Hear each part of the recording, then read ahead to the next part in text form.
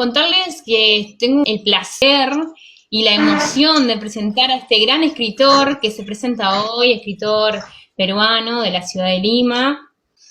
Y bueno, contarles que es licenciado en Comunicaciones en la Universidad de Lima, es magíster, doctor en Filosofía por la Universidad Nacional Mayor de San Marcos, es ganador de una mención honrosa en los Juegos Florales La Casa de Cartón de la Universidad de Lima, con el cuento Como si hubiese sido él, en el 2004, y es profesor del programa de Estudios Generales y Sentencias Personales, libro que nos convoca hoy, es su primer libro. Te damos la bienvenida, Christopher.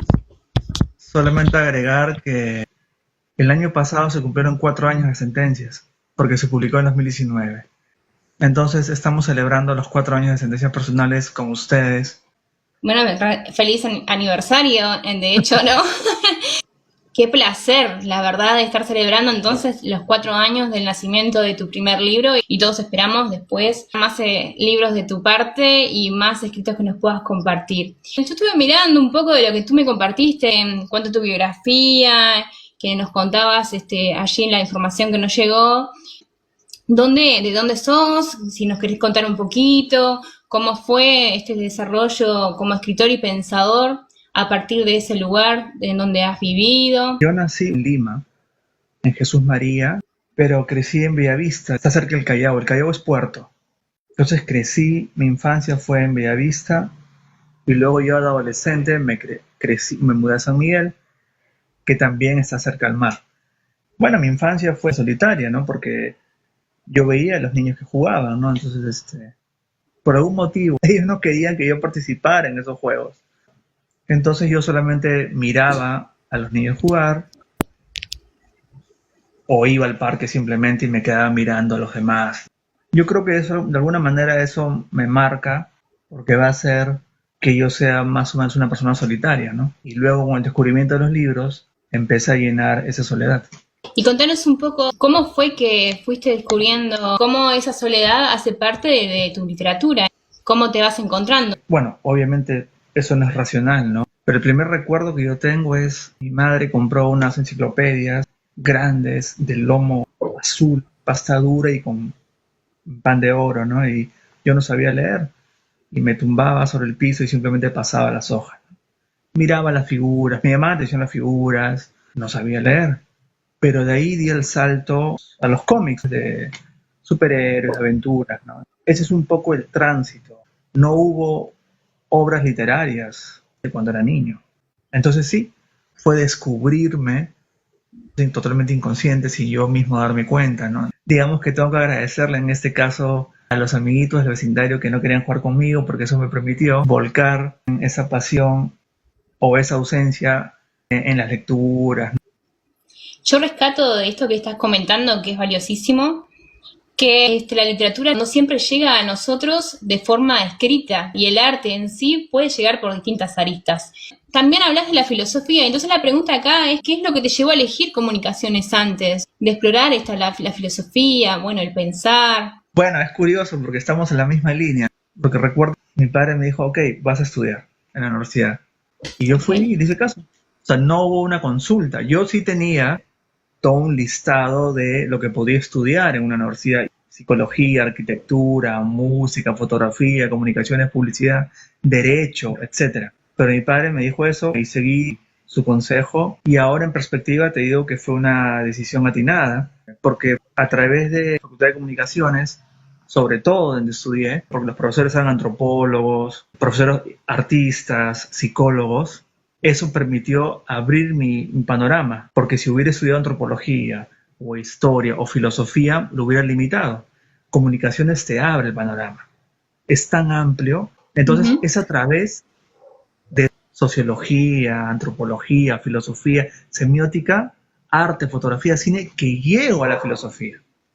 Yo acá veo 2 mentores geniales. Una, tu mamá, que supo ver que podías armarte tu propio mundo, y después tu papá, que supo orientarte para que luego pudieras tomar tu camino.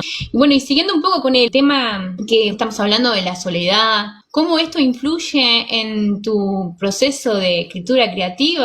Bueno, no fue consciente, pero podríamos destacar etapas. Yo todavía aún conservo una carta que le escribí a mi madre. Es una carta, creo que muy sensible. La había escrito Sí, en sí. cuarto grado, quinto, pero aún la conservo. Y describo pues en detalle por qué es importante ir a mamá, etcétera, porque se iba al trabajo, iba a un maletín y estaba cansada. Luego, ya de adolescente, recuerdo haber escrito borradores, ideas para cuentos o cuentos tal vez, que nunca llegó a publicar o los he perdido. Y luego ya en la universidad, o antes de ingresar a la universidad, ya empezar a escribir poemas. Yo lo veía naturales, escribir. Era una forma de transmitir lo que no podía transmitir de otro modo. Muy inconsciente, sin embargo, constante. Todo lo que está en nuestro inconsciente de alguna manera se va a manifestar en nuestro consciente en algún punto de nuestra vida. Y bueno, esto tiene también que ver con la influencia que tuvo la música y el cine en el proceso de escritura. Yo soy el menor. Yo soy el menor de 4 hermanos. Y entonces mi hermano, el mayor, él fue prácticamente un padre para mí. Yo estaba en primer grado y él estaría en quinto o sexto grado. Entonces él me llevaba al colegio porque estaba lejos de la casa. Entonces, él me llevaba de la mano, teniendo yo 7 años. Y pasabas por toda la avenida Colmena, donde hay una universidad, y afuera vendían discos. Nosotros pasábamos y no teníamos dinero para comprarlos. Y solamente nos consolábamos viendo las portadas. Y llegábamos a casa y lo primero que hacía mi hermano era poner música. Y eso estaba siempre ahí, constante, en el fondo. Yo compartí el cuarto con él todavía. Las paredes estaban llenas de pósters de cantantes, ¿no? Y normalmente un niño de 7 años, 8, 9, tampoco escucha esa música. Por casualidad, ¿podrías compartir con nosotros el poema que le escribiste a tu mamá? Fíjese lo que vea cómo está esto. Con dibujo incluso. ¡Wow! Lo plástico con la forma de decir. Lo que no puedo decir en palabras lo escribo y a la vez está... es tremendo! Bueno, dale, te escuchamos. Madrecita mía, yo sé lo mucho que me amas con mucho amor. Cada día caminando y tocando puertas, eso me apena, madre, ya que tú quieres a todos mis hermanos por igual. Pero madre, a mí me apena cuando tú sales y te olvidas las cosas. Madre, porque llegas tarde a la compañía o a las reuniones. Madre, y yo quiero bendecir a Dios por darme una madre tan buena. ¡Wow! Mira cómo está con todo, bueno, en fin. Eso es para encuadrar, de verdad. Bueno, y contanos algún autor que te haya influenciado de notable manera para tus primeros escritos. Quinto grado, tal vez. Hay un autor peruano, se llama Enrique Congrains, y él tiene un cuento llamado El niño de junto al cielo. Es la historia de un niño migrante. En la fines de los 50 hubo una gran migración hacia Lima, de provincias, pero no había un plan para protegerlos a ellos, no para hacerle frente a esa migración, a esa ola migratoria. Entonces, mucha gente de Lima se aprovechaba de ellos. Entonces, este cuento relataba la historia de un niño migrante. Se había encontrado un minero de alta denominación y se cruzó con otro muchacho. Y le dice, mira, vamos a comprar esto y tal cosa. Y espérame tocar, ¿no? Y le trae una hamburguesa, en fin, una gaseosa, y luego simplemente desaparece. Entonces a mí me conmovió mucho, y algo que caracteriza mucho a Lima es eso. Todo es gris, y en el centro de Lima, que es el centro histórico de la ciudad, es un poco tétrico, precisamente por eso. Entonces uno percibe todo eso en el aire. Y queda retratado de manera brillante. Entonces, ese cuento siempre lo menciono en clases. O sea, me interesa mucho todo lo que es marginal, me interesa mucho lo que la gente no ve, me interesa reflejar o lo que se supone que no tiene importancia, porque está ahí frente a los demás y la gente pasa. Eso a mí realmente me llama poderosamente la atención. Sí, es verdad, justamente se ve mucho en tu obra. Y bueno, y contanos un poco cómo fue que hiciste esa transición de los borradores de cuentos hacia los textos breves. ¿Cómo llegaste a ese lugar? Hace poco limpiando mi cuarto, encontré una agenda pequeña que debe ser del 2000, yo estaba en la universidad, donde había escrito yo la introducción para un posible libro. Y me puse a pensar y dije, hasta tal punto llegaba, digamos, mi imaginación. Hacia el 2007 yo abro un blog y empiezo a escribir todos los días lo que se me ocurría, lo que veía en la calle, digamos. Entonces empezó así, como una bitácora. Son simplemente las impresiones que yo tengo del mundo. Sin embargo, en Sentencias hay 3 partes, hay un juego ahí y eso queda un poco a la reflexión. A lo que es inventado debe parecer real y a lo que es real debe parecer inventado. Honestamente, no pensé que se iba a publicar. Y bueno, luego probé suerte con unas editoriales, me respondieron y luego probé con otra, que es la con la que finalmente publico Sentencias, y uno de mis maestros en la universidad me animó y me dijo, me han gustado tus textos porque están ajenos a las modas literarias. No están buscando figurar frente a los demás. Tú tienes otra ruta, me dice. Vas por otros caminos. Y bueno, yo lo consideré como un halago, ¿no? Como un reconocimiento. No estás buscando reconocimiento de tu persona o de la autoría, sino que en realidad el mensaje es mucho más profundo. Justamente queríamos preguntarte, ¿cómo llegaste a las redes? ¿Qué importancia tuvieron las redes en la difusión de tu obra? La editorial me dijo, ¿cómo es posible que un escritor no tenga redes sociales? Entonces tuve que crear una cuenta de Instagram 2 días antes de la presentación del libro. Y escribía alguna servilleta, le tomé una foto y subía eso. Y luego abrí un Facebook, pero no sabía qué subir. Al final cerré las cuentas hace 2 años, año y medio. Y abrí una en TikTok, ¿no? Entonces y nunca pensé que me iba a abrir. La gente incluso dice, pero ¿cómo vas a abrir una en TikTok? ¿No? Era contradictorio, pues, ¿no?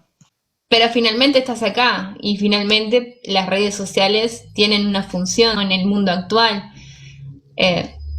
Yo lo pensaría. Ya te abriste un YouTube, es necesario. Este es el detalle. En la pandemia, como soy profesor, me di cuenta de que necesitaba estar en contacto con mis exalumnos. Entonces hacía live. Sí. Y eso me permitía estar vivo, pero no podía salir. Comentaba películas, comentaba discos. Y claro, la pandemia un poco alteró todo. Un exalumno dijo, profe, sería bueno que usted suba contenido, ¿no? Porque hay gente que le puede interesar. Y en TikTok es igual. En lo personal, me animo a decirte eso, hay que animarse más a difundir lo que estás haciendo.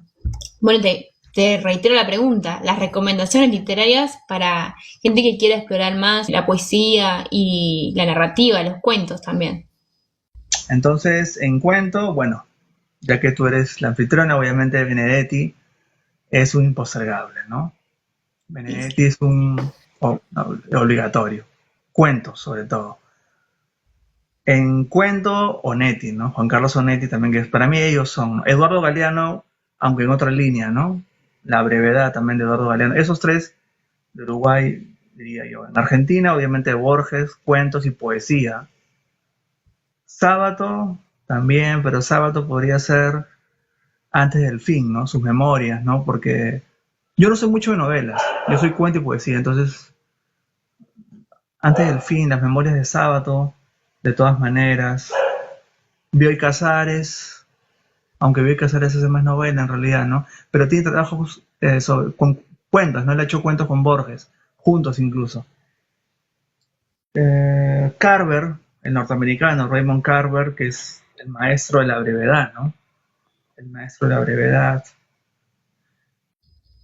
Poesía, Rimbaud, ¿no? Rimbaud es bueno, definitivamente. No sé qué más. No sé, a mí me gusta mucho el ecléctico. Hace poco no. Hace algunos años compré un libro de Munch. Eran unos poemas del pintor de Munch. Y son unos poemas bellísimos, de 5 palabras, casi haikus, ¿no? 7 palabras, ¿no? Entonces, eso me interesa un poco a mí, ¿no? Digamos, cómo puedes cruzar las fronteras entre disciplinas, ¿no?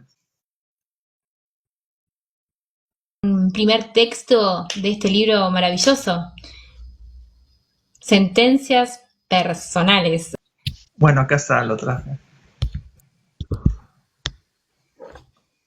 Bueno, el primer texto es uno de los recuerdos que tengo más vívidos de mi niñez, ¿no?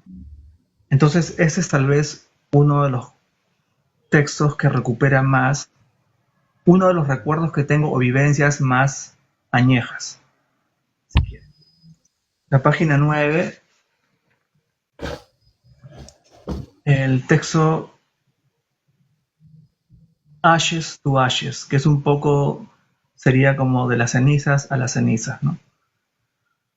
Casi bíblico eso, ¿no? A ver, de niño encontraba placer invadiendo pampones vecinos y aledaños. Buceaba entre los escombros en busca de chatarra, cajetillas de cigarrillos, latas de gaseosas, tablones, juguetes viejos, monedas, estampillas, billetes y piedras iban formando poco a poco mi flamante colección. Y ahora, al mirar la construcción, pienso en ello y me parece que inevitablemente volvemos a nuestro pasado una y otra vez, a la herrumbre, al origen. ¿Podrías contarnos un poco cómo fue la diagramación de la tapa Son real? los créditos de la misma editorial. Ellos me dieron opciones, tres, cuatro creo, y esa fue la que quedó. No sé si se logra distinguir. Este es un poco, es un rojizo, pero oscuro. Una S y hay Ujú. unas ramas, ¿no? Entonces ellos se le ocurrieron y con este libro iniciaron una nueva serie dentro de la editorial. Contanos, ¿y qué inspiró la variedad de temas y estilos en tu libro? Volvemos un poco a la idea del blog, ¿no? Yo Ahí está. no había un orden, yo escribía lo que sentía y yo siempre he dicho eso y defiendo esa idea. Y Escribir y sentir. esa idea la dijo Netti, ¿no? Cuando le responde a Vargas Llosa, le dice, mira, Sí. Mario, tu relación con la literatura es como una relación conyugal, ¿no? Porque claro, Mario Vargas Llosa, el peruano, dice, yo escribo de 9 a 6.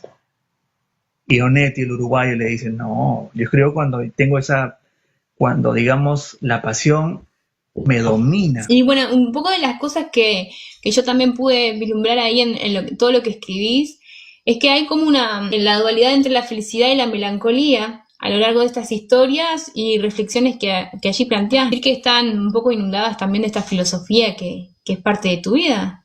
Uno de los grandes problemas que hay en el ser humano es, vamos a decir el siglo XX, el siglo XXI, es precisamente la dificultad para comunicarse y para socializar con el otro. Hay más tecnología, pero no nos comunicamos mejor necesariamente. Sí, es verdad, concuerdo un montón con lo que estás diciendo. También, fíjate que hay algunos autores también que hoy por hoy están hablando sobre eso, ¿no? Que somos multiproductivos y que no tenemos tiempo para vivir, sino para ser productivos, justamente. Y bueno, un libro que seguramente lo conoces es La Sociedad del Cansancio. Tiene más, Bill Churham, Sí, sí. que habla justamente de esto, de que no tenemos tiempo ni siquiera a entender que la vida va pasando, que va pasando y que en realidad está todo pensado para que consumas y agotes tu tiempo, ¿no? A veces estamos muy en la dinámica de la rutina diaria y nos olvidamos que las simples cosas es lo que hacen a la vida en sí, en esencia. Bueno, y un poco abordar un poco la idea del eterno retorno y la vida como un ciclo en tu obra, ¿no? Y pasar a conocer un poco más de tu obra también. Me gustaría que por ahí ya le des curso al segundo texto que vas a compartir esta noche.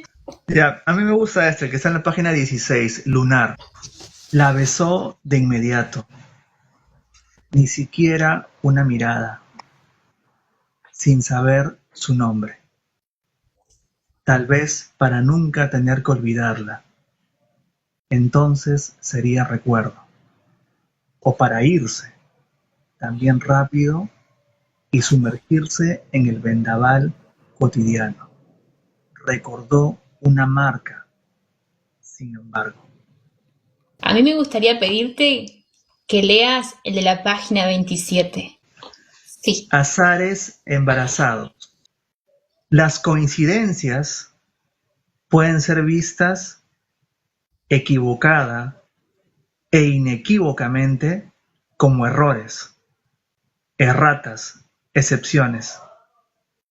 No obstante, mal haríamos en verlas así, pues más se acercan a un entramado de circunstancias en apariencia inofensivo y casual que, sin proponérselo, tambalean argumentos lógicos y presuntamente inquebrantables. Sin embargo, ahí radica su poder, en su aparente debilidad. ¿Qué estaba pasando por tu vida ahí? ¡Wow! Y creo que eso salió de un tirón, ¿eh? Porque en general no me gusta utilizar adverbios, pero es que, bueno, tiene que ver con lo que estamos hablando, ¿no? Yo un poco, como decía, no soy disciplinado, muy disciplinado, etcétera. Confío mucho en lo que uno puede encontrar en el azar, ¿no? Y creo que el azar, la aventura, lo inesperado, te brinda toda una serie de experiencias y tiene su propia lógica. Y si estamos demasiado concentrados en la norma, la ley, lo que tiene que ser, no solamente nos olvidamos de vivir, sino que vamos a ser ciegos para toda esa información. No vamos a poder ver todo lo que ocurre en el mundo por seguir solamente la norma, el que dirán, lo que dicen los demás, lo que dice la cultura, ¿no? Etcétera. Sí. Yo tengo una pregunta. No, dale. ¿Qué significa esta metáfora del poste de luz y la tristeza? Acá viene de la mano de todo lo que estamos conversando, porque es muy interesante lo que utilizas allí. Sí, yo tengo muchas fotografías de postes. Ojo, siempre desde un tercer piso. Eso quiere decir que tenía acceso directo al poste en sí mismo, lo que vendría a ser la cabeza del poste, ¿no? Pero sin darme cuenta. Y creo que esa idea se me ocurrió en una ocasión.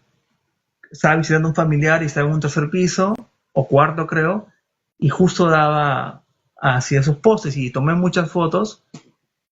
Y a partir de ahí me parece que nace la idea, ¿no? De hacer la comparación entre los postes y los hombres, ¿no? Los postes siempre están ahí un poco sosteniendo esos cables. Los perros miccionan al pie del poste. Entonces, de pronto, algo que está ahí, un ser inanimado, termina siendo importante porque nos dan luz. La luz es sinónimo de seguridad. Y me da para pensar que también es una forma de denunciar esas cosas que son, todos sabemos, pero nadie dice, o pocos dicen. Ojo La relevancia que, de... sí, aquí, bueno, me imagino que debe ser igual en cualquier ciudad, pero aquí, por ejemplo, que en Perú hay mucho contraste, Normal. en Lima también. Bueno, yo vivo obviamente estoy en Lima, es urbanizado, pero hay zonas en Lima donde ya no hay iluminación pública. Exacto. Ojo, ¿eh? Entonces, pero yo no lo he pensado de ese modo, Nancy. Entonces, donde hay arenales, donde la gente tiene que caminar 1 hora cuesta arriba, no hay agua, no hay luz. Entonces, Ahí sí, está. viéndolo de ese modo, ahí está claramente la cuestión social, ¿no? Sí, claro. De alguna manera es aquello que está ausente, y si está ausente no. Yo te hago una interpretación como lectora, ¿no? Viste que el texto, una vez que lo largas al mundo, nace otro hijo diferente al que el escritor quiso parir, vamos a decirlo de esta manera, ¿no? Ya es del pueblo el texto, entonces quizás yo haya hecho mi propia interpretación a partir de mi lectura, ¿no? Porque está. Y bueno, contanos un poco también el tema los temas de la sexualidad, ¿no? Porque hay fragmentos de textos que tenés que incluyen todo el tema de la sexualidad y la identidad en tu libro.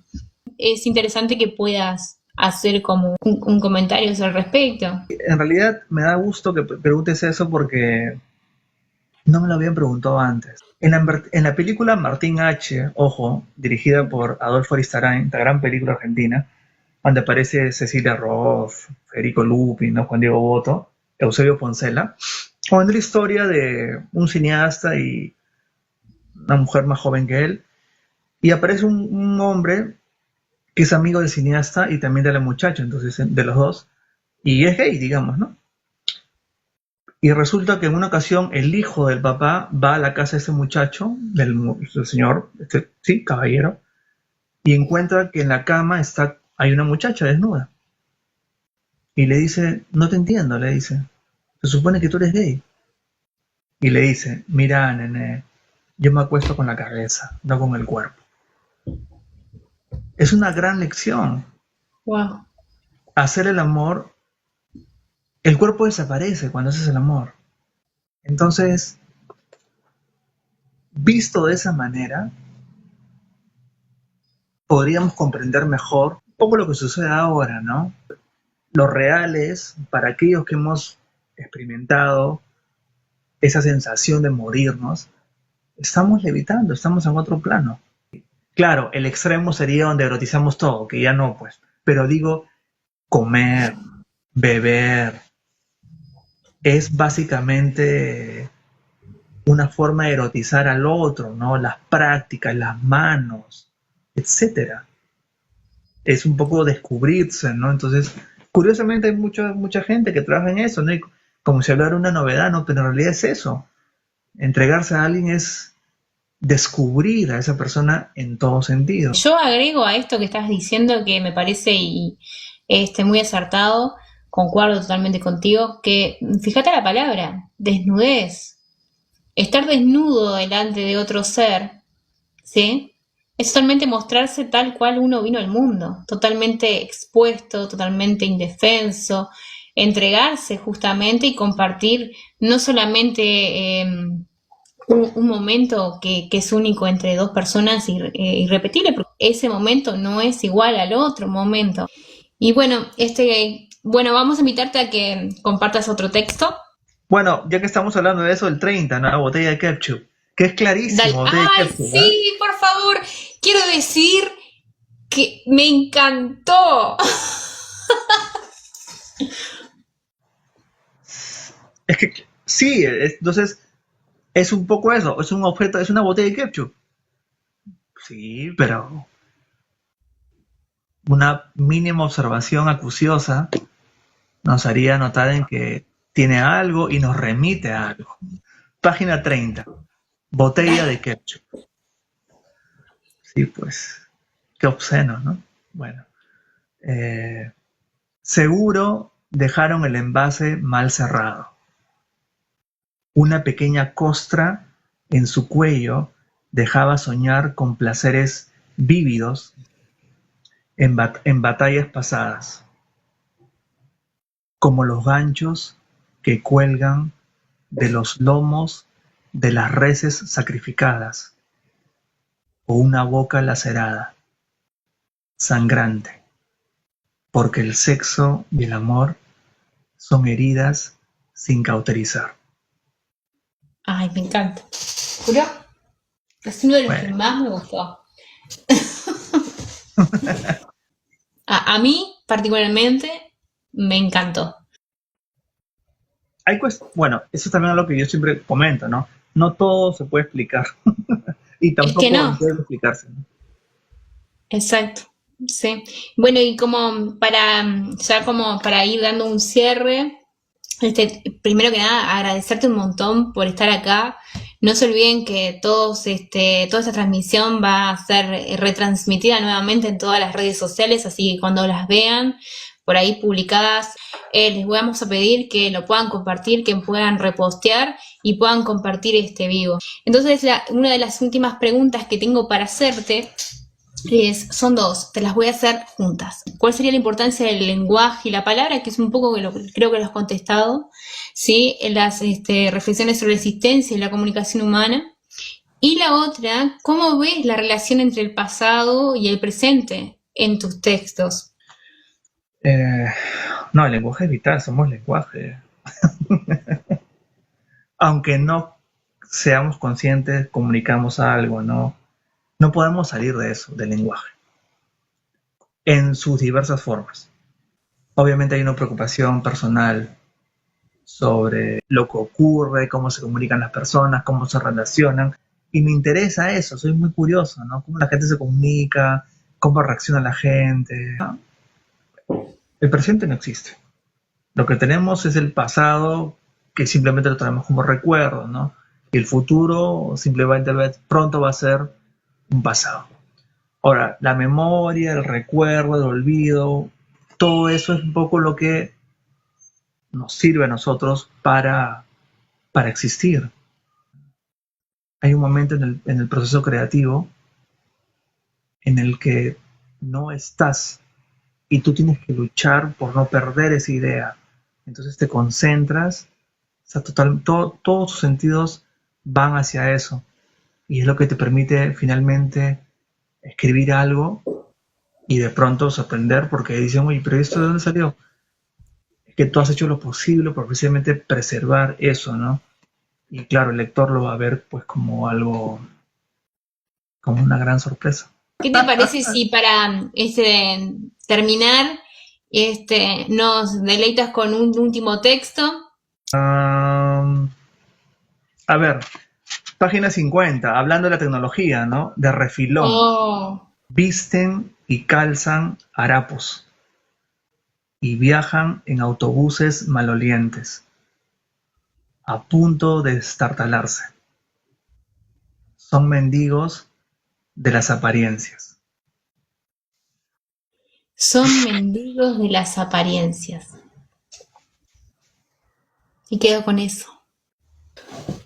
Bueno, agradecerte muchísimo que hayas estado acá, que hayamos podido conocerte mejor. Y bueno, agradecerte muchísimo que hayas estado en este espacio, yo inmensamente agradecida. Y bueno, contanos cómo podemos adquirir tu libro, por dónde nos Sí, contactamos.